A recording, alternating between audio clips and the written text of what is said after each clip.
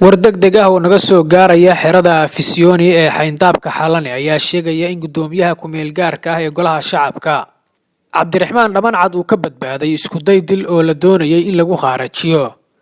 waxaana la xaqiijiyay in ciidan ka tirsan NISA gaar ahaan kuwa ku sugan xayndaabka Xalane ay fulin rabeen qorshahan xilliga ay dhacdadan dhacayso waxa xerada Afisyooni dhexdeeda lagu dhaarinayay xildhibaanadii dhawaan lagu soo doortay magaalada Ceelwaaq ee gobolka Gedo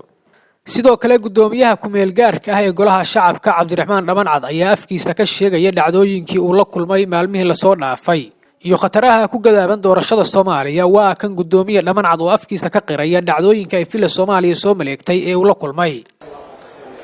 waxaan si kasta yeelnay inaan dhaarino dadka oo qabanno meelo badan baan loo diiday booliiska diiday hotel baan nimid dad gaari leeyihiin markii tii dawladda midii Villa Hargeysa waad maqasheen hoobiyana la dhacay waa u dul qaadanay intii dhimatay Allah u naxariisto inta bugta Allah u boogadhayo waxa haddana habeenkii markaan galabti ka baxnay meesha loo yimid in qaboojiyihii haanti weyneed la dalooliyo xabad lagala daalay ayadoo sidaa u kulul ayaan waxaan ku tashanay inaan dhammaystirno 18 musharax oo u sharaxnaa gudoomiyayaasha baarlamaanka iyo ku-xigeenadooda iyo kuwa ku sii xiga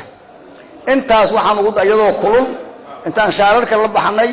ayaan meesha kuleelka ku sameynay waan aragnay inaan sii wadi karin waa ka soo baxnay waxaan isleeyahay aan teendhada Afisyooni nabadgelyo u doonano waana la kaga daba yimid taliyii booliiska yimid iyo ku-xigeenadiisii qaar ah waana la ka soo eri waana loo diiday meel baan fariisanay annagoo la waajibaadkiina guta waa suurtoob weey irdiyo dhan baa la xiray hadda markii ugu dambeysay markaan meel nimid oo dadkii yimaadeen oo nidaamkii oo dhan la joojiyay waxa dhacday xabad in de hotelka ninkii lahaana Allah ka samirsiyo cidda u magi doonto ma aqaan inta la yimaado in xabad lagala daalo hotelka waxa soo dhacaya waxa weeyaan waxba dhismin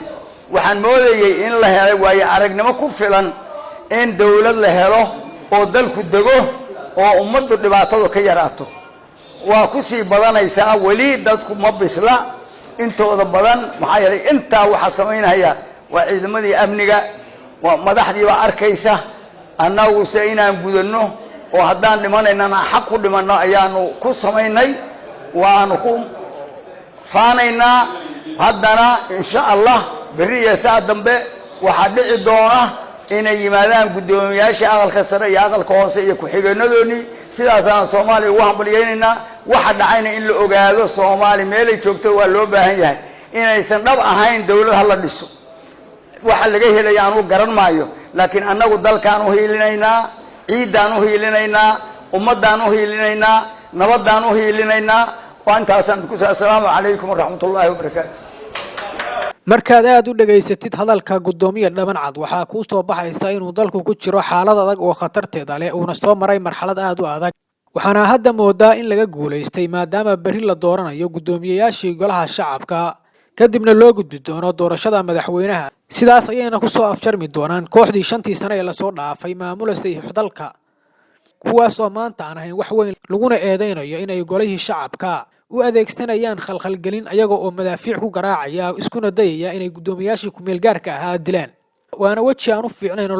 ololahooda doorashada iyo mustaqbalkana saameyn weyn ku yeelan doona daawada sida u aragtaa khalkhalgelintan ay lagu eedeynayo fila Soomaaliya inay ku beegsanayso gudoomiyaha ku meel gaarka ah ee golaha shacabka iyo dhammaan inta ka shaqeynaysa inay doorashadu degdeg u qabsoonto nala wadaag aragtidaada adigoo qaybta commentiga ku qoraya